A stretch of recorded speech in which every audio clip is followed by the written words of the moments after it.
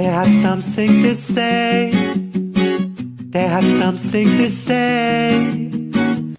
Bonjour à tous, alors pour la vidéo du jour, on va aborder une question que tout le monde m'a posée au moins une fois et c'est important pour moi d'y répondre. Est-ce que la communication animale c'est un don? Alors je dis la même chose à chaque fois, non, non, non et non. Tout le monde peut faire ça. Alors évidemment, je donne également souvent cet exemple, on peut tous faire du piano, on peut pas tous être Mozart. J'étais prof d'anglais, donc on peut tous apprendre l'anglais, mais on peut pas tous être bilingue, ça d'accord. Malgré tout, le plus important, c'est vraiment l'entraînement et tout le travail, alors même si j'aime pas trop ce mot, qu'on va faire sur soi. Je vais m'expliquer un petit peu mieux que ça. Je disais tout à l'heure, ou dans une autre vidéo, ou tous les gens que je croise, on peut évidemment tous accéder à la communication animale. Comme je le disais, finalement c'est une communication intuitive qu'on fait très naturellement quand on est petit. Donc évidemment qu'en fait on ne va pas apprendre la communication animale, on va réapprendre la communication animale. On va réapprendre à recevoir des messages de manière intuitive. Donc on a un gros travail à faire, c'est celui de se mettre en mode, moi je l'appelle comme ça, page blanche, ou je le dis en me moquant des plus âgés, tableau noir, pour ceux qui sont un peu plus à l'ancienne.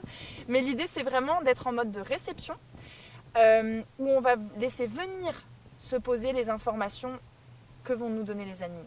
Ça peut être une image, ça peut être une sensation dans le corps, comment tu te sens, hop, on va sentir qu'on était tout à fait léger dans les épaules et que d'un coup on va avoir une pointe ou quelque chose qui nous gêne. C'est l'animal qui va nous exprimer dans notre corps ce qu'il sent lui dans son corps. Donc c'est vraiment l'idée d'être en mode page blanche. Selon plein de choses, notre éducation, si on est plus ou moins terre à terre, plus ou moins entraîné à recevoir ce genre d'informations, évidemment ça va être plus ou moins difficile. Il y a aussi un gros travail à faire sur nos jugements. Alors, on va parler un petit peu de ce que j'appelle, enfin pas moi, mais en tout cas de ce qu'on appelle le langage des oiseaux. Le jugement, c'est le juge qui ment. C'est toutes les choses, tous les clichés, tout ce qu'on croit savoir sur les animaux qui vont nous empêcher de capter la bonne information. Je vous donne un petit exemple tout bête. On va recevoir une information, une image d'un lapin. Je le donne en stage, cet exemple. Un lapin derrière des barreaux. Et tout de suite, au lieu de dire j'ai vu un lapin derrière les barreaux, les gens vont avoir tendance, oh le pauvre, ça c'est la première petite chose qui arrive dans notre cerveau, il est triste, il est enfermé dans une cage. Or, ça peut être deux choses complètement différentes. On peut avoir le lapin qui vient de s'enfuir, qui a fait une course-poursuite dans le jardin pendant 2 heures, qui s'est fait courser par le chat du voisin et qui est super heureux de retrouver la sécurité et la chaleur de sa petite cage qui, si vous décalez votre regard de quelques centimètres, sera en fait ouverte sur le salon. Mais malgré tout, ce qu'il voulait vous envoyer, c'est l'émotion de sécurité et de bien-être d'être retourné dans son petit nid. Ou au contraire, évidemment, ça peut aussi être l'inverse. Un lapin qui vous exprime qu'il est malheureux et qu'il a ce côté enfermement et qu'il aimerait bien sortir. Donc attention à nos jugements, à ces idées qu'on peut avoir. Toute personne va se dire un cheval est forcément plus heureux dehors, dans l'herbe, dans un pré que dans un box enfermé. Quand vous commencez la communication animale, le plus dur ne va pas être de capter les informations, mais de ne pas se laisser aller à émettre des jugements ou à réduire, restreindre tout ce que vous pouvez recevoir par des idées préconçues.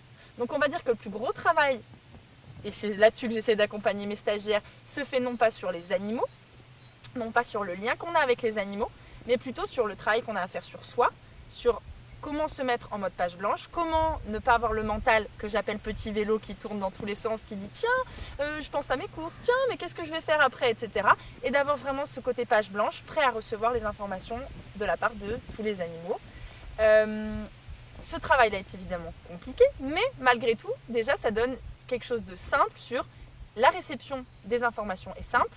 Le seul travail qu'on a à faire, c'est de se mettre en mode page blanche. Donc la réponse à est-ce que la communication animale est un don? Mais mon Dieu, vous avez un don, vous parlez aux animaux. Alors je me moque un peu des gens, mais c'est en plus vraiment pour montrer que ça n'est pas quelque chose que moi je fais ou qu'on est un petit nombre à faire et c'est pas réservé à une élite. Bien sûr, tout le monde peut faire la communication animale. Après, je le répète, on peut tous parler anglais. Certains me diront non, c'est pas vrai. Si, on peut en tout cas tous baragouiner l'anglais, on va dire ça comme ça. On peut pas tous être bilingues. Mon métier à moi et pourquoi peut-être on est un peu en dehors où on a des capacités peut-être un peu différentes, c'est qu'on a beaucoup travaillé sur nous, sur ce côté réception subtile et qu'on a vraiment ce lien particulier avec les animaux. Un peu comme pour notre corps, on connaît très bien notre corps, on peut savoir plein de choses, mais le médecin ou le thérapeute va connaître plus et va avoir aussi, et c'est là le plus important, ce recul sur notre relation avec notre animal qu'on n'a pas. Évidemment, si votre animal il a envie de vous faire passer un message, quelque chose que vous n'avez pas envie d'entendre, je prends l'exemple d'un chien par exemple qui pourrait avoir une otite. Si vous n'avez pas envie de l'entendre, ça va être compliqué pour vous de recevoir, de réceptionner cette information. Voilà pourquoi on a souvent besoin de quelqu'un d'extérieur à notre relation qui peut nous aider et nous accompagner sur quel est le message de mon animal. Mais en soi, la capacité est là, tout le monde peut faire de la communication animale.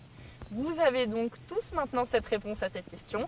Non, je ne suis pas quelqu'un, alors bizarre peut-être, mais en tout cas ce n'est pas un don et tout le monde peut être bizarre. Donc voilà, bienvenue et soyez tous bizarres. Commencez tous la communication animale.